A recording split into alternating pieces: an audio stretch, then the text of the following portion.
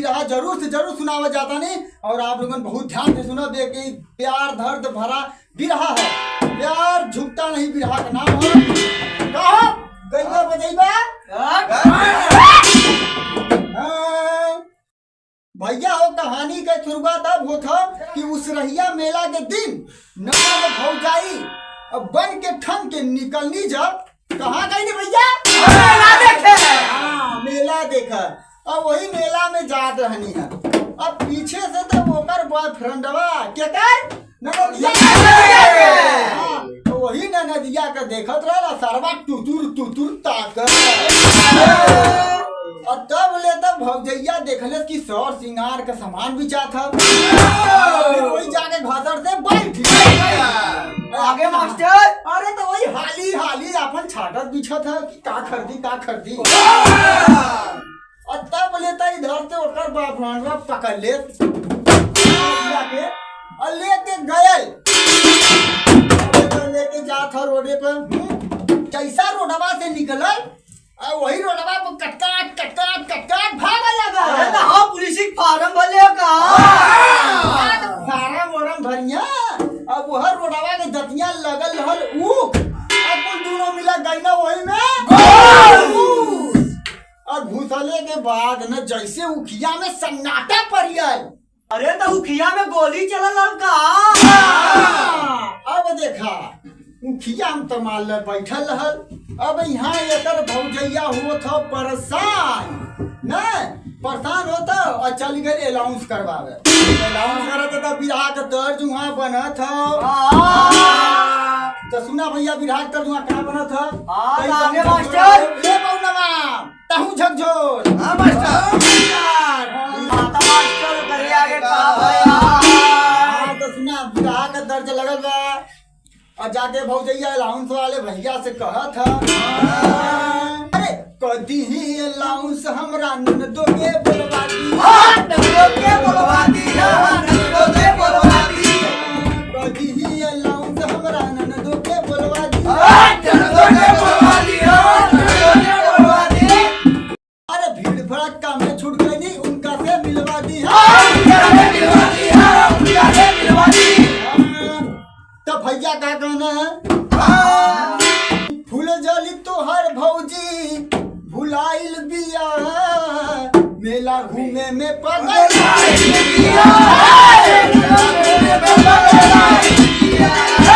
हाँ तो भौजू इस मेला में खूब परेशान भइल का हो भैया? हाँ तो ना नदियों उखियों परेशान। अरे पत्थर तारे चैनल अपन करीबे का प्राइवेट चैनल है।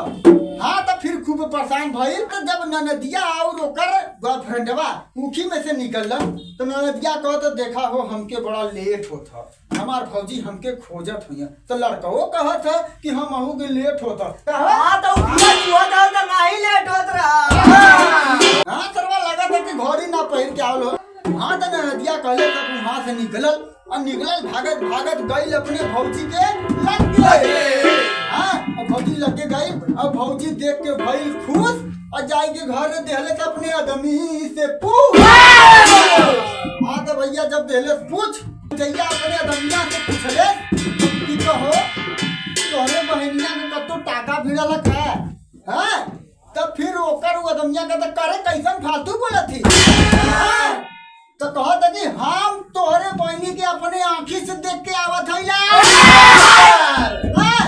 तो जैसा ऐसा कहले कि तो अगर बात तो सही निकलल सारे के पकड़ब तो गोली से उड़ा दे। कैसा से?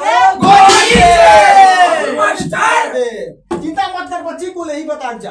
हाँ मास्टर गोली से उड़ा दे।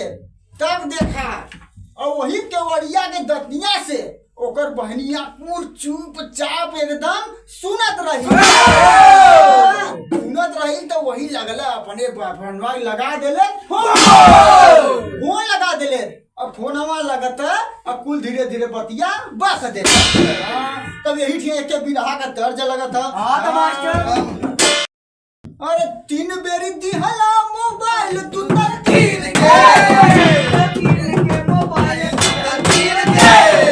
अरे भाई हमार फेंक दिहला सुनहरी में छीन के। अरे चीन गइल बाटे तो हर बोल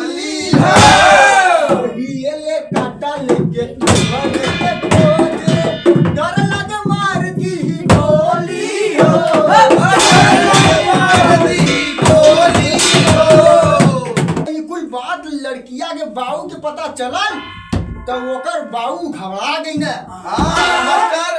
दवाई गई ना नहीं। हाँ तो जब घबरा गई ना तो ओकर बाऊ गई ना तुरंत लड़का ओका खोज खाज के लगन बताई रखा। और मास्टर। हाँ तो जब शादी के बाद लड़की देखले तो ओकर लगल जी घबराए और लड़कों के लगल सांस फूले। जब लड़कवा के लगल सांस फूले तो सरवा सोचले कि अब हम का करी। तो वहां से गिरा तो पहरा तो मुड़का सुड़का पहुंचल लड़की के घर। और मास्टर। अरे लड़की घर जैसा पहुंचल ने तो वो उठे के खटाखट दर्द लगा था। दर्द लगल कि इतना बढ़िया सुंदर गीत है रितेश पांडे का। सुना सबे। अरे याद कर जहिया कुमार रहलू पियवा से पहिले हमारा याद कर जहिया कुमार रहलू पियवा से पहिले हमारा। अरे याद कर जहिया कुमार रहलू पियवा से पहिले हमारा। याद कर जहिया कुमार रहलू पियवा से पहिले हमारे रहलू। और जब लड़कवा पहुंचा लड़किया के घरे और लड़कियों आवत रही मंडप में बैठे। मंडप बैठा आवत रहल और लड़किया देख ले लड़कवा के तो वही कहता खबरदार अगर आगे बढ़ था अगर तुम्हारे अंदर हिम्मत था तो हमके यहाँ से भगा ले चला। पहले कब तो ले जाई और भगा के लेके गुस्सा करे पड़ल। जब भगा के ले जाए मन कैले तो गए उठ के मंडप में से पकड़ लेता। हाँ लड़की के गए